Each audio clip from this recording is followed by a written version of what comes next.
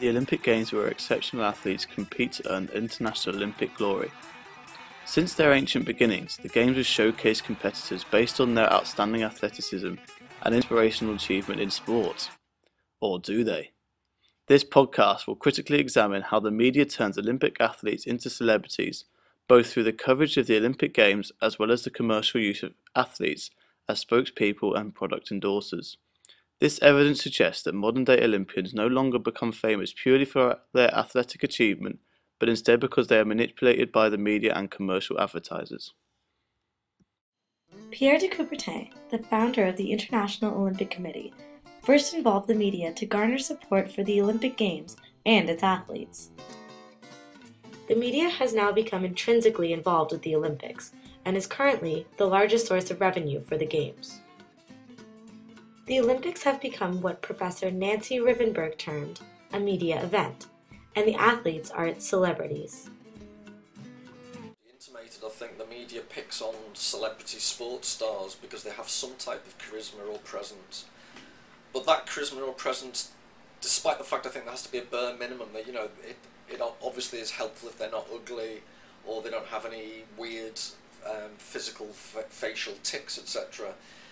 But they still have to have this charisma or this sense of being winners.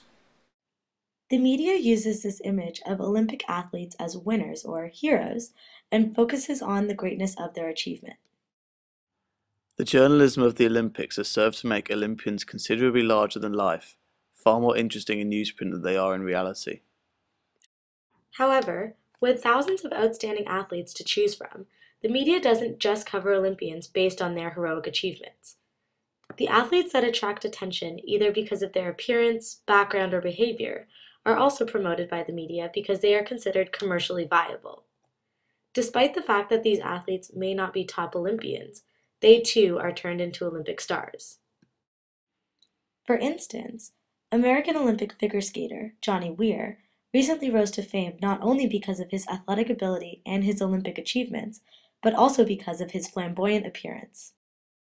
He is one of America's most outspoken and colorful sports figures, a world medalist, a three-time U.S. national figure skating champion, and just finished competing in the Olympics. He finished 6th overall in figure skating in Vancouver. He's a three-time U.S. national champion. But Olympian Johnny Weir is known for more than his flair on the ice. He's also known for speaking his mind and for his flashy skating costumes, the feathers, the sequins, the tulle. Where does he get those outfits?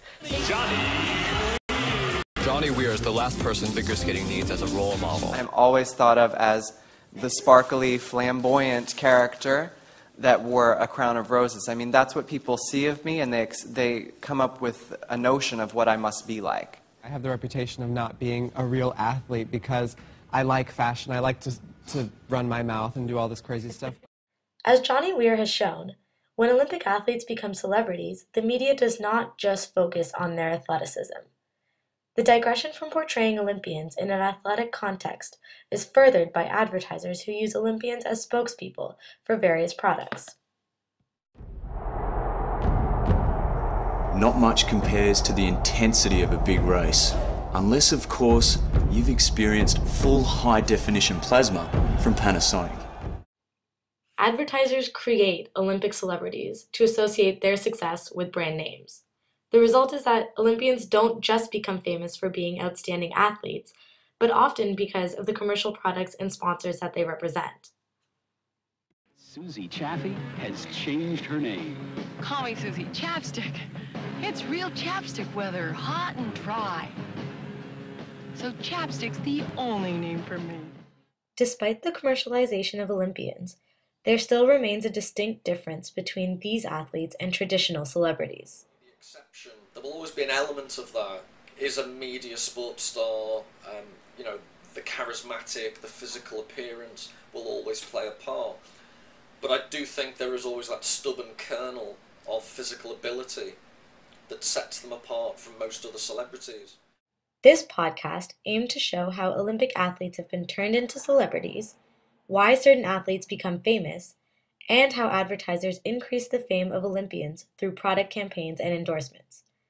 Whether or not this takes away from the true ideals of Olympism and athleticism remains up to the audience.